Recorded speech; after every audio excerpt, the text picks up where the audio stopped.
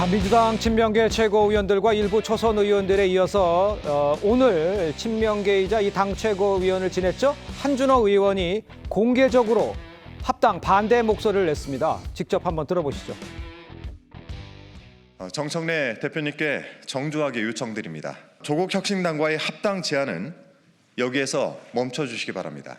그 제안 자체가 지금 정부에도 부담을 주고 당에도 부담을 준다.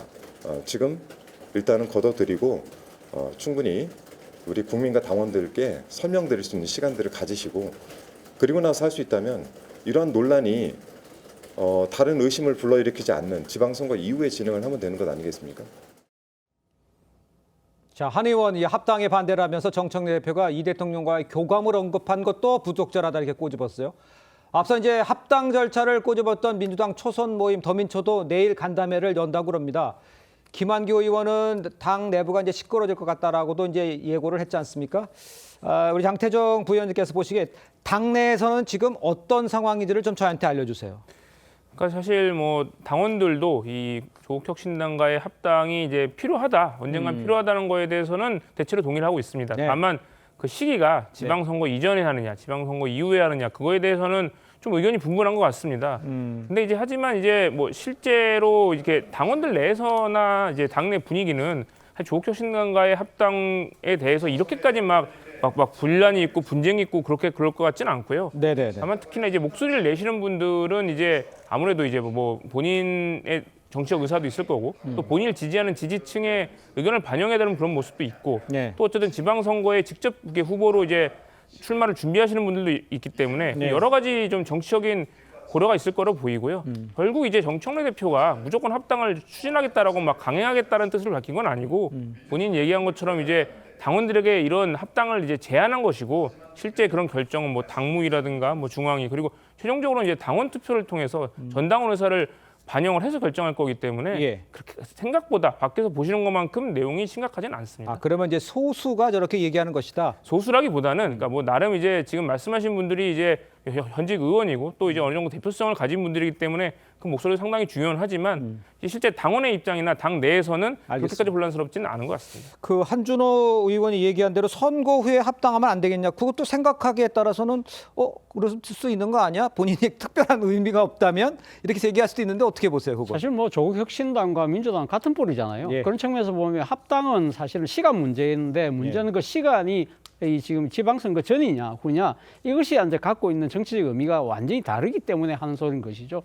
사실은 뭐 이전에 그러니까 이 정청래 대표 측이 원하는 대로 합당이 이전에 그러니까 이 지방선거 이전에 합당이 될 경우에는 예. 당권이 그만큼 강화될 수 있고 또 소위 말해서 후보의 폭도 넓어지고 그리고 또 본선에서의 분열도 상당히 그러니까 지금 작아질 수 있잖아요. 그런 예. 측면에서 보면 정청래 대표가 지방선거를 승리할 가능성이 높고 이걸 바탕으로 해서 8월로 예정되어 있는 전당대회에서 승리도 가능할 수 있다. 그렇게 판단을 할 것 같고요. 반면에 이걸 바라보는 소위 말하는 친명계, 네. 그러니까 지금 정청래 대표의 당권을 견제하고 있는 세력의 입장에서 봤을 때는 예. 결국은 지방선거 승리는 명분이고 결국 그 속내는 이걸 바탕으로 해서 자신의 차기 당권을 도모하는 것이 아니냐 그런 의심을 거두고 있지 못하는 것이죠. 그렇기 그러니까요. 때문에 지금 뭐 양쪽에서 서로 이 목소리는 큽니다만 어느 누구의 명분이 옳다 이런 부분은 사실 어떻게 보면 선택의 문제이기 때문에 예. 사실은 그 선택은 결국 당원들이 할 것인데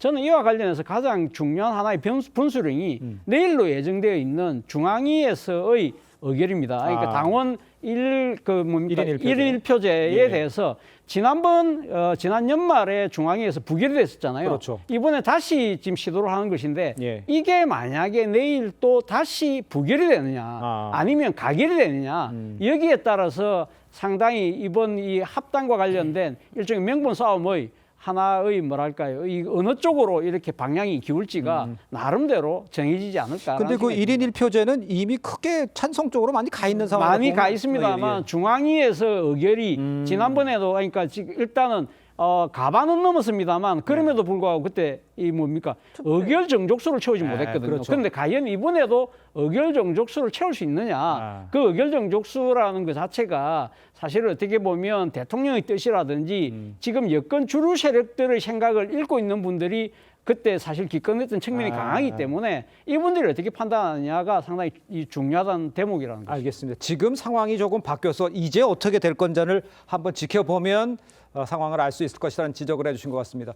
자, 그런데 이제 최근 벌어지고 있는 이제 민주당 내분이 결국 조금 전에도 언급해 주셨습니다만 차기 당권 경쟁의 서막이다 이런 해석 곳곳에서 나오고 있습니다. 연임을 노리는 정청래 대표. 또 김민석 총리 간의 경쟁 구도가 본격화되고 있는 건 이런 이야기도 하는 사람 많습니다. 앞서서 김 총리가 합당을 공개적으로 비판한 것도 주목이 되고 있는데 직접 한번 들어보시죠.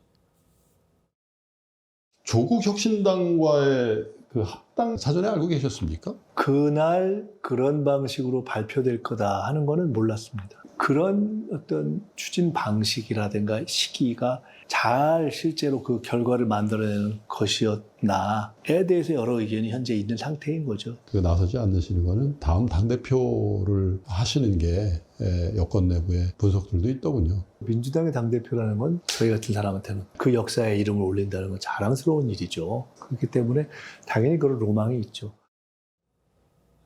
직접 목소리를 들어보셨습니다만 김 총리가 이제 당 대표직이 로망이다 이렇게 얘기를 한 거지 않습니까? 상당히 직접적으로 의중을 드러냈다 볼 수가 있는데 정 대표는 연인 목표로 이제 합당 카드를 꺼냈다는 이런 해석이 있지 않습니까? 합당 여부에 따라서 향후 두 사람의 정치 위상 크게 달라질 수 있기 때문에 이제 밖에서 볼 때는 이제 권력 쟁탈전이라 이런 표현까지 쓰는데 정치권에 있어 보셨으니까 이게 시나리오적으로는 어떤 시나리오가 밖에서 봤을 때 가능할 것 같아 보이세요? 그러니까 순전히 제가 생각하는 그렇죠. 시나리오인데요. 지금 이 한준호 의원은 네네. 그냥 메신저예요. 그러니까 제가 볼 때는 이거는 명청 갈등이 아니고요. 네. 이재명 대통령이 지금 겉으로 이렇게 뭐가 공개되지는 않았지만 그 부분에 대해서는 제가 양 변호사님하고 전혀 생각을 달리하는데요. 예. 지금 분기탱천하고 있는 상황 아닌가. 차기 당권을 노린다고 모든 사람들이 생각하는데 이재명 대통령은 차기 당권을 본인이 어쨌든 그 1호 당원 아닙니까? 네. 주고 싶지 않은 것 같아요. 그러다 보니까 내일 당장 중앙위에서 결정되는 거는 찬성률이 높겠죠. 그렇죠. 근데 투표율이 어떻게 될지 모른다는 것 아니겠습니까? 예. 이런 상황에서 한준호 의원이 이런 얘기 하잖아요. 의심을 불러일으키지 않도록 선거 후에 하면 되지 않느냐. 근데 그 선거 후라는 것이 예. 지방선거 후 당 경선 전일 수도 있지만 예. 당 경선 후가 될 수도 있는 것이고 총선 전이 될 수도 있고 총선 후가 될 수도 있고 이 선거 후라는 건 굉장히 추상적인 거거든요. 이거는 어떻게 보면은 정청래 당대표에 대한 명백한 경고라고 저는 읽는데요. 오. 이걸 뭐 당원이 중심이 되고 무슨 중앙위가 어쩌고 저쩌고 그러는데 여태까지 제가 본 경험에 근거해서 말씀드리라고 하셨잖아요. 제가 본 경험에 근거하면 이거는 대통령의 심기가 매우 불편해서 부동산뿐만 아니라 이 문제로도 잠 못 주무시게 생기는 상황입니다.